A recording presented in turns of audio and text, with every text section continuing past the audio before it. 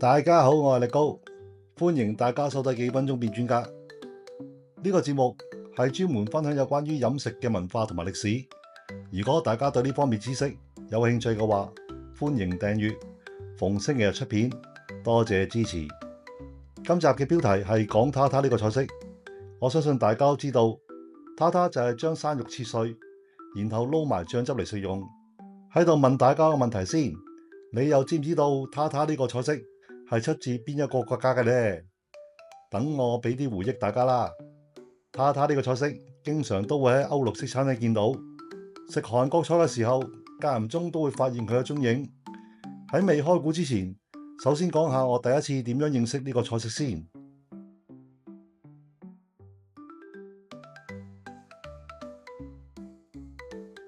那些年嘅時候喺酒店跑房工作，當時我作為助理侍應生助理，話時話當時嘅酒店階級制度真係唔講得少，連助理侍應生都有助理。餐牌上就有呢道菜式，呢道菜式特別之處就係廚師要喺客人面前表演將所有嘅食材撈勻。當時我係負責將所有嘅用具、醬汁、配料同埋食材整齊有序咁排列喺一架木頭車仔上邊，推到客人面前，然後就有位專業嘅廚師為客人表演。我認識塔塔呢個菜式就喺呢個時候。過咗冇幾耐，我人生第一次品嘗塔塔，地點就喺一間高級西餐廳，溝緊女嘅時候享用。所以我心裏邊一直認為塔塔呢個菜式係一道西方嘅菜式，唔係嚟自法國，都係意大利啩？點會估到佢係嚟自蒙古嘅啫？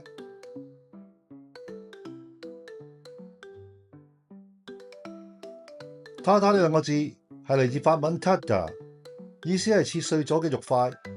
肉塊嘅定義好廣闊，唔一定係牛肉，可以係其他肉類，甚至可能係海鮮，當中混合多種調味料而製成嘅菜式。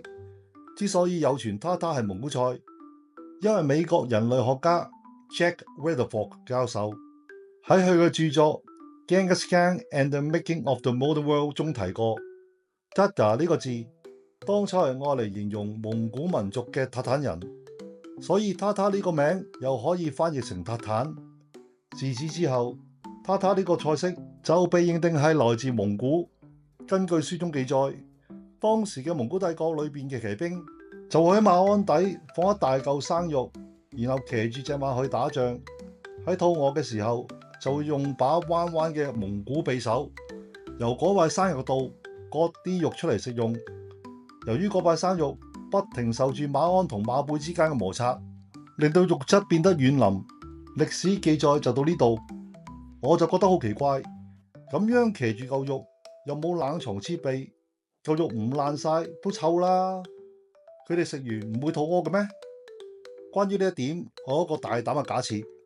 大家都知道蒙古係一個游牧民族，傳統上佢哋會將食唔晒嘅生肉用風乾嘅方法處理，方便儲存。事實上，蒙古位於亞洲東北面嘅高原地區，天氣較為乾燥。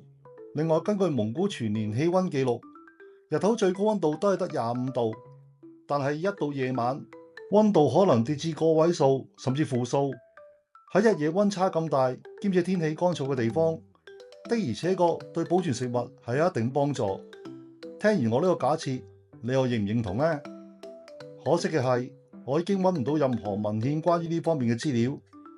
睇緊片嘅你，如果知道答案嘅話，可唔可以分享俾我聽呢？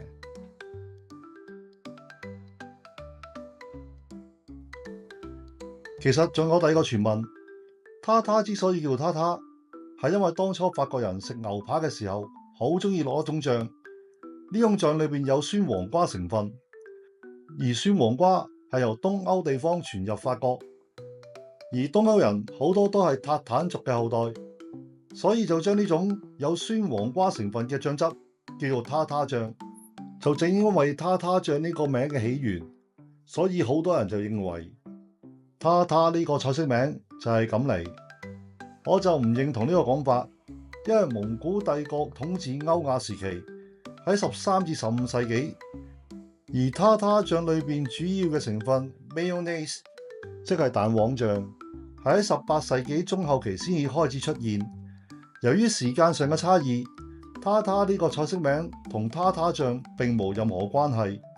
不過話時話，喺1921年，法國著名美食家 Georges Escoffier 所出版嘅烹飪指南裏邊就提及到 steak tartare 就應該配 tartar sauce 享用。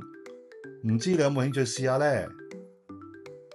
講返正題，再同大家分析一下現今嘅塔塔調配方法，通常都會加入鹽、胡椒粉、法國芥末、椰汁、Tabasco， 講究啲會再加入洋葱、酸豆、酸黃瓜、蒜末、橄欖油、提魚同埋蛋黃等等。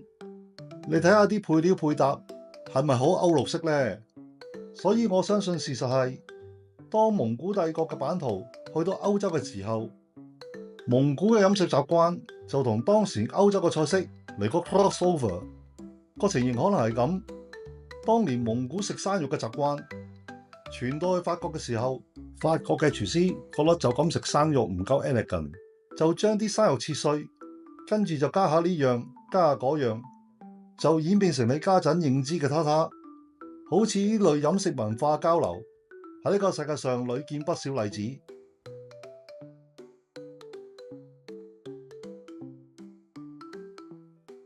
就例如你而家見到喺韓國同埋喺日本本土嘅韓國餐廳都有提供呢類塔塔嘅菜式。日本人叫佢做 yuke， 而韓國人叫佢做 yukwae。自從喺19世紀中期，法國開始喺韓國濟州島經商，塔塔亦都正式由法國傳入韓國，但係喺調味上就同法國本土嘅調味好大出入。韓式嘅塔塔主要調味係用雪梨、韓式醬油、蜜糖、蒜蓉、芝麻油同埋蛋黃調配而成。你又覺得韓式塔塔好食啲，定係法式塔塔好食啲呢？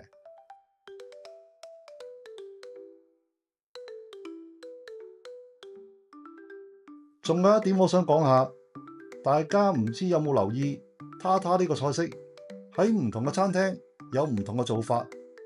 最爭拗嘅例子就係配料中嘅蛋黃究竟係同其他配料撈勻，定係放喺塔塔嘅表面。